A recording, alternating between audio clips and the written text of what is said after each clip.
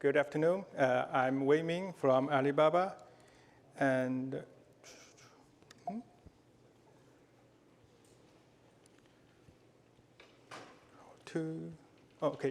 So this talk is about optical interconnect for future heterogeneous computing. And this talk was originally prepared by my colleague Lawrence, but for some reason he is unable to make the talk in person. So I will do that for him. But I'm not the expert on optical, so I will try my best to explain why optical interconnect is important. But please forgive me if I say something stupid. So at least I can, we are a few minutes behind the schedule, so at least I can fix that. So why optical interconnect is important? First, we know in Alibaba, the AI is almost everywhere. It's the core business. So from the searching to advertisement to recommendation, we all use AI models. And we can see that in order to get a better AI model with better precision, better accuracy, we need to feed it with more and more data. And we can see from the chart here, the big data, the data we use is increasing exponentially. And we can see even it project to use about 175 zettabyte. I even Googled what is zettabyte, and it's to the power of 21. And also, in order to get a better model, we also need to increase the model size, the parameters. We need to pack in more parameters. And we can see on the middle graph, the typical language models from GPT-2 to GPT-3 to even the latest, Google's PLLM, the number of parameters are increasing exponentially. It looks like linear because if you notice the y-axis is in the logarithm scale. So we can project that by year of 2023, we will use 100 trillion parameters. So in order to handle this great number of data, we need more powerful computations, and we need to use heterogeneous computing. But also, it involves a lot of data communications that we need use optical interconnect. So when we have these massive computations, it brings challenges in different perspectives.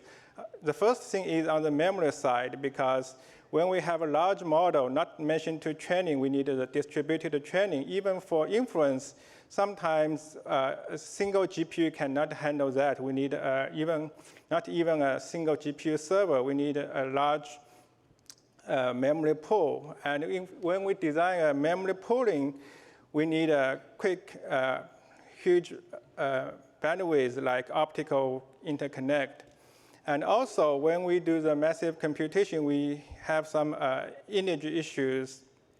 And China recently initiates a plan called the Eastern Data and Western Computing, which means, for example, in the Eastern area, like Beijing, Shanghai, those hubs, a lot of digital industries are there. So a lot of informations are generated there and consumed there.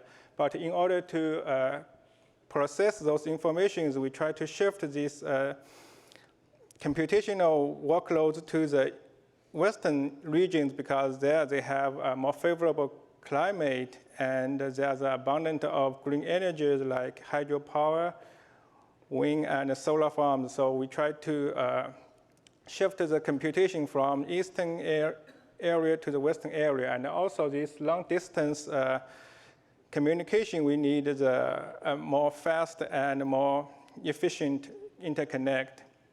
And also, in order to get a more high-performance system, we need multi-level interconnections at different levels of the heterogeneous computing. For example, from die to die inside the chiplet interconnect, for GPU card to GPU card, and even from server to server, and even data center to data center.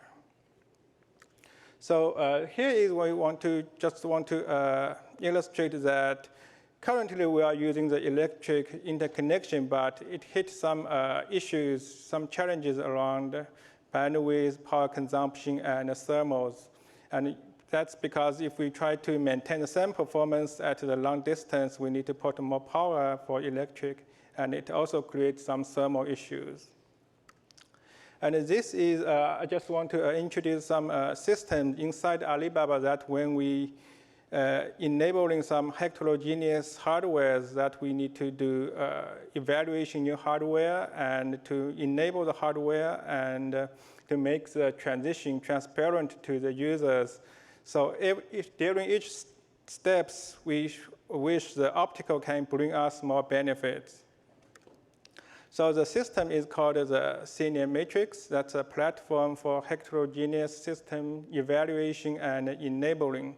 So at the very beginning, when we get a new hardware, we try to unify its computational power and power consumption, network connectivities, try to benchmarking different hardware platforms among them. So currently, when we evaluating the interconnection, it's an electric interconnection, and in future, we think the optical connection will be part of that, and we need to have a standardized methodology to